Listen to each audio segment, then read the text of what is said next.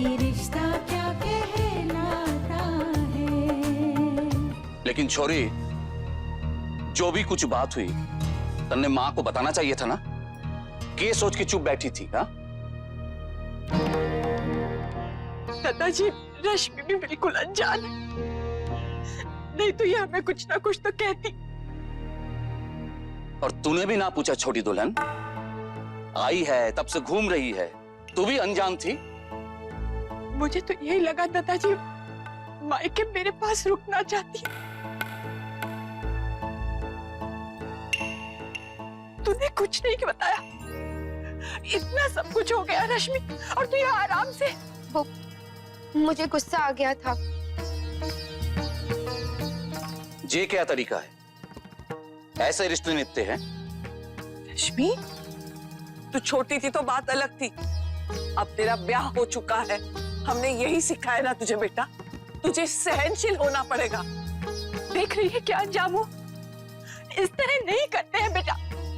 अगर कोई भी अनबन हो गई तो अपना घर छोड़कर मायके दौड़े चले नहीं आते, और अगर आ भी गई तो तेरे मन में एक बार भी डर नहीं आया कि निखिल जी क्या सोचेंगे, कितना नाराज होंगे कहीं उन्होंने कुछ कर दिया तो?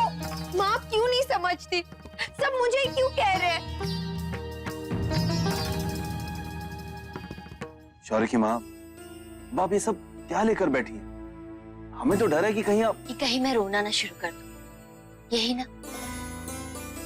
अब आ रही है बेटी और नाती की याद, तो क्या करूं, कैसे मन को बहलाऊं? अक्षरा ने तो जाने के बाद एक फोन तक नहीं किया है मुझे। वो माँ रश्मि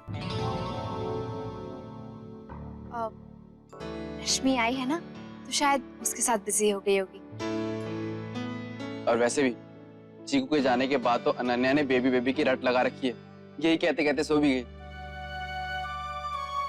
अब इस बात को मानने में क्या हर्ज है कि अचानक हमारे घर में सन्नाटा हो गया है, और ऊपर से ये अंशु भी दिखाई नहीं दे रहा है, पता नहीं कहाँ चला गया।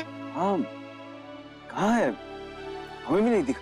कहीं गया है क्या? हाँ, वो राहुल के घर गया है, कह रहा था कि साथ में पढ़ेंगे। ओमी बेटा, पर अंशु को अब तक तो आ जाना चाहिए था।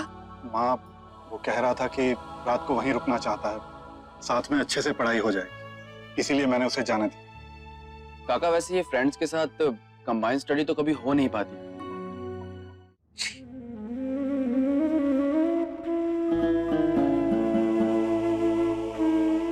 कितना बचपना करते,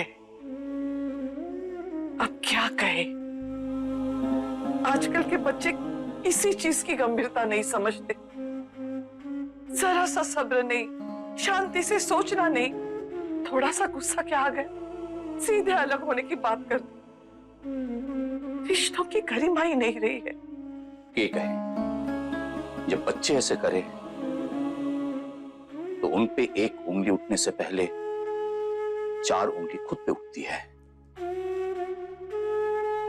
हमसे ही कोई भूल हुई है, हमने बच्चों को सही संस्कार ना दे पाए।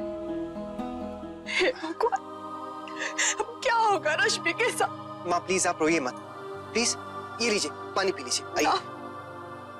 माँ अक्षरा गई है रश्मि से बात करने के लिए, अभी आ ही रही होंगी, प्लीज आप।